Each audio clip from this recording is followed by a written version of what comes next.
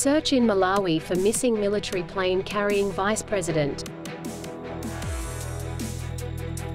Secretary of Gay and Provincial Party Committee began his working visit to the Netherlands. The development of the night economy, the driving force to promote Cửa Lò tourism. You're watching today's news on NTV channel. My name is Ha Zhang, your host. The search for the plane carrying Malawi Vice President Salor Klaus Kalimer was conducted overnight after it mysteriously disappeared on June the 10th local time. In a televised speech, Malawi President Lazarus Chakwera said that after a Malawi Defence Force aircraft carrying Vice President Saulus Chilima and 9 others went missing, soldiers have begun search campaign through a mountainous region from the nation's capital Lilongwe to the Mizuzu city in the north. The flight departed at about 9:17 a.m. from Kamuzu International Airport and was headed for Mizuzu International Airport when aviation authorities warned the aircraft to turn around because of poor visibility. The authorities soon lost contact with the plane. The Vice President was on his way to attend the funeral of the former Attorney General and Minister of Justice, Raphael Kasambara, who died June 7th. On the afternoon of June the 10th Dutch time, a delegation of Nghệ An province led by Mr. Thái Thanh Quý, member of the Party Central Committee, secretary of the Provincial Party Committee, visited and worked at the Vietnamese Embassy in the Netherlands, starting a 10-day business trip in Netherlands and some European countries.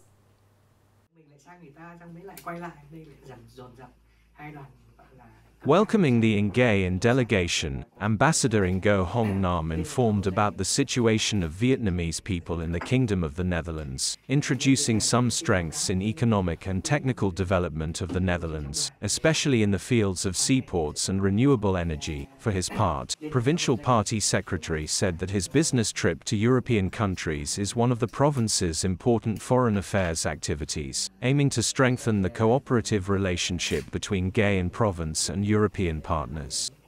Gave general information about the socio-economic situation of Nghaen Province in recent times. At the same time, he affirmed that the province has prepared the best conditions for investors to invest in Nghaen. Ambassador Ngo Hong Nam expressed that he is ready to support the province to approach partners and investors in strong fields. Within the framework of the visit and survey program about the investment environment in Nghệ An, on the afternoon of June the 11th, the U.S. business delegation led by Ms. Cindy Shao, president of the Asian American Chamber of Commerce, met and worked with the leaders of the Provincial People's Committee. Welcoming the U.S. business delegation, Chairman of the Provincial People's Committee Nguyen Duc Trung expressed his pleasure to meet Ms. Cindy Shao and members of the U.S. Asia Chamber of Commerce. Chairman of the Provincial People's Committee said that Nghaen is identified by the central government as the economic and cultural center of the North Central region. Provincial Chairman expressed his hope that this trip is the first step for a long-term cooperation process in trade, investment, and culture between Nghaen Province and businesses of the Asian American Chamber of Commerce. Ms. Cindy Shao highly appreciated that Nghaen considers the U.S. Asian Chamber of Commerce as an important partner. At the meeting, members of the U.S. business delegation shared information related to their fields, expressed their interest in investment cooperation in education and human resource training, finance and banking, textile. Coming up next are some updated news. South Korean soldiers fired warning shots after North Korean troops violated the land border earlier this week. According to the South Korea's Joint Chiefs of Staff, those North Korean soldiers returned to their territory after South Korea's military fired warning shots and issued warning broadcasts. The Korea's mine-strewn land border is the world's most heavily armed border, with hundreds of thousands of combat troops facing each other. It is a legacy of the 1950-53 Korean War, which ended with an armistice, not a peace treaty. The border crossing incident came amid rising tensions over North Korea's recent launches of trash-carrying balloons.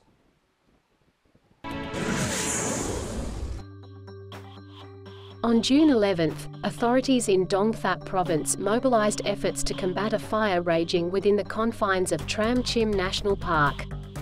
Initial reports indicate that the fire ignited at approximately noon in Area A1 of the Kajuput forest, resulting in a towering column of smoke that significantly reduced visibility along the provincial road, necessitating the halting of traffic.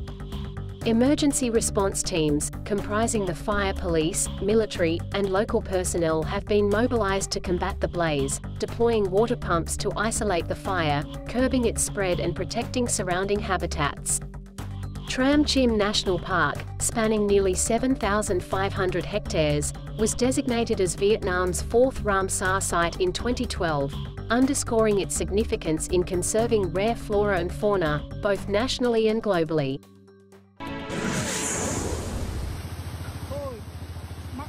According to information from the Steering Committee for Natural Disaster Prevention and Search and Rescue of Ha Giang Province, by noon on June the 11th, heavy rain had caused landslide and serious traffic jams in many localities across the province.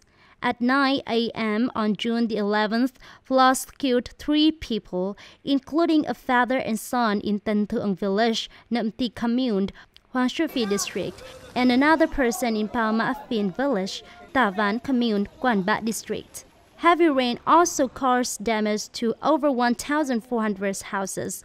More than 1,100 houses in Ha Giang City were flooded. Many school buildings were flooded. Hundreds of cars, motorbikes, and people's property were damaged. Estimated damage is more than 60 billion VND.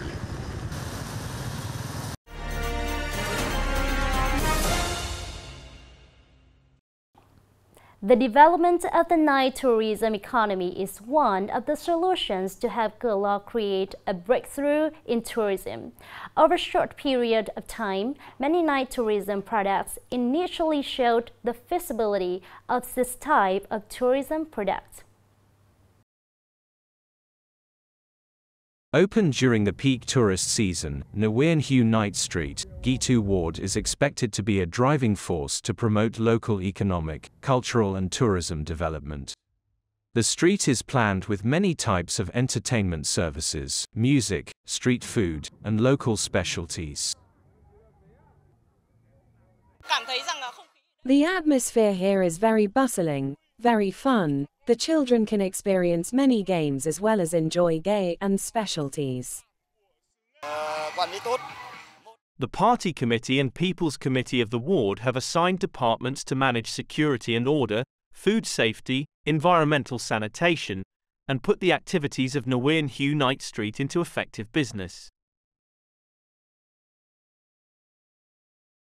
Implementing the Night Economy Development Project, in 2024, Cửa Lò deploy many night service models such as Blinking Ink Night Market, outdoor music venues, night entertainment complexes, and Vin Wonder Cửa Hoi Nightlife Tourist Complex.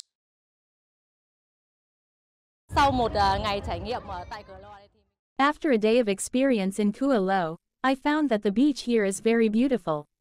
People here are very friendly. The diversification of nightlife tourism products and services is the right direction, not only creating jobs, people's income and budget resources, but also helping Cửa Lò improve its competitiveness, tourist attraction. This is a great opportunity for Cửa Lò to promote tourism, worthy of being one of the leading coastal tourism city of the North Central region. It's time to say goodbye. Thank you for watching and hope to see you next time.